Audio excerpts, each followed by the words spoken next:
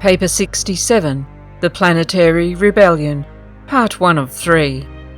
Based on the Urantia Book, Paper 67. The problems associated with human existence on Urantia are impossible of understanding without a knowledge of certain great epics of the past, notably the occurrence and consequences of the Planetary Rebellion. Although this upheaval did not seriously interfere with the progress of organic evolution, it did markedly modify the course of social evolution and of spiritual development. The entire superphysical history of the planet was profoundly influenced by this devastating calamity. The Caligastia Betrayal.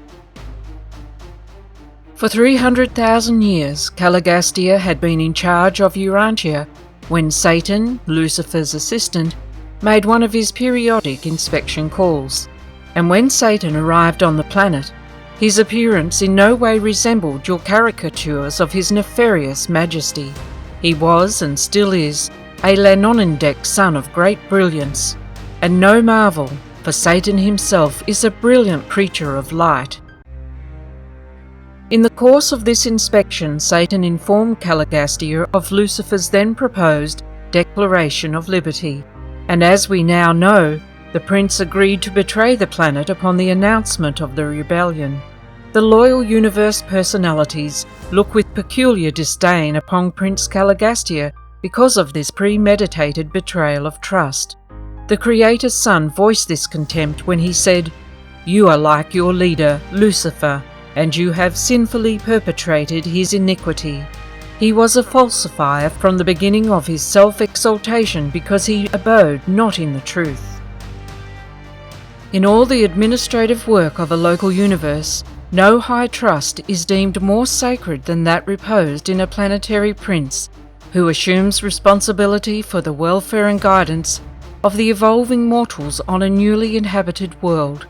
And of all forms of evil, none are more destructive of personality status than betrayal of trust and disloyalty to one's confiding friends. In committing this deliberate sin, Caligastia so completely distorted his personality that his mind has never since been able fully to regain its equilibrium. There are many ways of looking at sin, but from the universe philosophic viewpoint, sin is the attitude of a personality who is knowingly resisting cosmic reality. Error might be regarded as a misconception or distortion of reality. Evil is a partial realization of, or maladjustment to, universe realities. But sin is a purposeful resistance to divine reality, a conscious choosing to oppose spiritual progress. While iniquity consists in an open and persistent defiance of recognized reality and signifies such a degree of personality disintegration as to border on cosmic insanity. Error suggests lack of intellectual keenness. Evil, deficiency of wisdom. Sin, abject spiritual poverty, but iniquity is indicative of vanishing personality control. And when sin has so many times been chosen and so often been repeated, it may become habitual. Habitual sinners can easily become iniquitous, become wholehearted rebels against the universe and all of its divine realities. While all manner of sins may be forgiven, we doubt whether the established iniquitor would ever sincerely experience sorrow for his misdeeds or accept forgiveness for his sin. The outbreak of rebellion. Shortly after Satan's inspection, and when the planetary administration was on the eve of the realization of great things on Urantia, one day, midwinter of the northern continents, Caligastia held a prolonged conference with his associate, Caligastia, after which the latter called the 10 Councils of Urantia in session extraordinary. This assembly was opened with the statement that Prince Caligastia was about to proclaim himself absolute sovereign of Urantia, and demanded that all administrative groups abdicate by resigning all of their functions and powers into the hands of Caligastia as trustee, pending the reorganization of the planetary government and the subsequent redistribution of these offices of administrative authority. The presentation of this astounding demand was followed by the masterly appeal of Van, chairman of the Supreme Council of Coordination.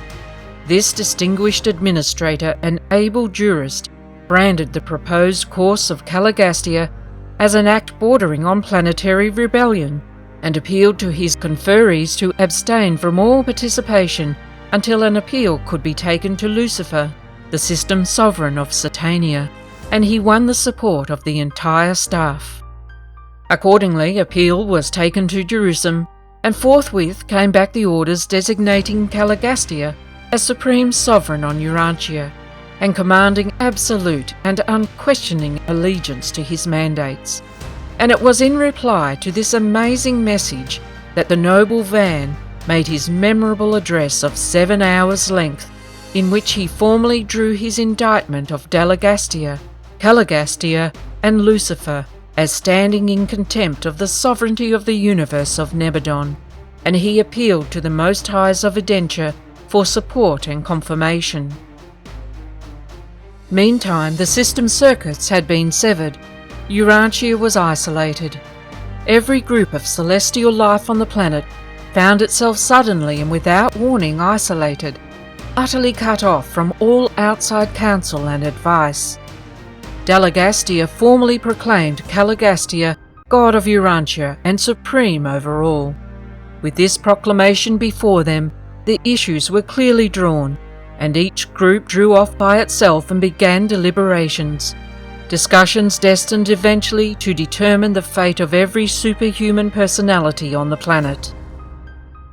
Seraphim and cherubim and other celestial beings were involved in the decisions of this bitter struggle, this long and sinful conflict. Many superhuman groups that chanced to be on Urantia at the time of its isolation were detained here, and like the seraphim and their associates, were compelled to choose between sin and righteousness, between the ways of Lucifer and the will of the unseen Father. For more than 7 years this struggle continued. Not until every personality concerned had made a final decision would or did the authorities of Urantia interfere or intervene. Not until then did Van and his loyal associates receive vindication and release from their prolonged anxiety and intolerable suspense. The 7 crucial years. The outbreak of rebellion on Jerusalem, the capital of Satania, was broadcast by the Melchizedek Council. The emergency Melchizedeks were immediately dispatched to Jerusalem, and Gabriel volunteered to act as the representative of the Creator's Son, whose authority had been challenged. With this broadcast of the fact of rebellion in Satania, the system was isolated, quarantined from her sister systems. There was war in heaven, the headquarters of Satania, and it spread to every planet in the local system. On Urantia, 40 members of the corporeal staff of 100, including Van, refused to join the insurrection. Many of the staff's human assistants, modified and otherwise, were also brave and noble defenders of Michael and his universe government. There was a terrible loss of personalities among seraphim and cherubim. Almost 1/2 of the administrator and transition seraphim assigned to the planet joined their leader and Caligastia in support of the cause of Lucifer. 40,119 of the primary midway creatures joined hands with Caligastia, but the remainder of these beings remained true to their trust.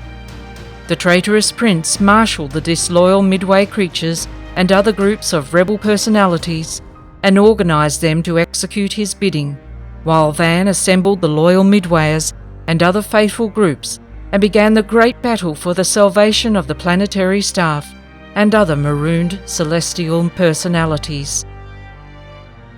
During the times of this struggle, the Loyalists dwelt in an unwalled and poorly protected settlement a few miles to the east of Dalmatia, but their dwellings were guarded day and night by the alert and ever-watchful loyal midway creatures, and they had possession of the priceless Tree of Life. Upon the outbreak of rebellion, loyal cherubim and seraphim with the aid of 3 faithful midwayers, assumed the custody of the Tree of Life and permitted only the 40 loyalists of the staff and their associated, modified mortals to partake of the fruit and leaves of this energy plant. There were 56 of these modified Andonite associates of the staff. 16 of the Andonite attendants of the disloyal staff refusing to go into rebellion with their masters. Throughout the 7 crucial years of the Caligastia Rebellion, Van was wholly devoted to the work of ministry to his loyal army of men, midwayers and angels. The spiritual insight and moral steadfastness which enabled Van to maintain such an unshakable attitude of loyalty to the universe government was the product of clear thinking, wise reasoning, logical judgment, sincere motivation, unselfish purpose, intelligent loyalty, experiential memory, disciplined character, and the unquestioning dedication of his personality to the doing of the will of the Father in paradise. This 7 years of waiting was a time of heart-searching and soul discipline. Such crises in the affairs of a universe demonstrate the tremendous influence of mind as a factor in spiritual choosing. Education, training, and experience are factors in most of the vital decisions of all evolutionary moral creatures. But it is entirely possible for the indwelling spirit to make direct contact with the decision-determining powers of the human personality, so as to empower the fully consecrated will of the creature to perform amazing acts of loyal devotion to the will and the way of the Father in paradise. And this is just what occurred in the experience of Amadon, the modified human associate of Van. Amadon is the outstanding human hero of the Lucifer Rebellion. This male descendant of Andon and Fonta was one of the 100 who contributed life plasm to the prince's staff, and ever since that event he had been attached to Van as his associate and human assistant. Amadon elected to stand with his chief throughout the long and trying struggle, and it was an inspiring sight to behold this child of the evolutionary races standing unmoved by the sophistries of Caligastia, while throughout the 7-year struggle he and his loyal associates resisted with unyielding fortitude all of the deceptive teachings of the brilliant Caligastia. Caligastia, with a maximum of intelligence and a vast experience in universe affairs, went astray, embraced sin. Amadon, with a minimum of intelligence and utterly devoid of universe experience, remained steadfast in the service of the universe and in loyalty to his associate. Van utilized both mind and spirit in a magnificent and effective combination of intellectual determination and spiritual insight, thereby achieving an experiential level of personality realization of the highest attainable order. Mind and spirit, when fully united, are potential for the creation of superhuman values, even Urantia realities.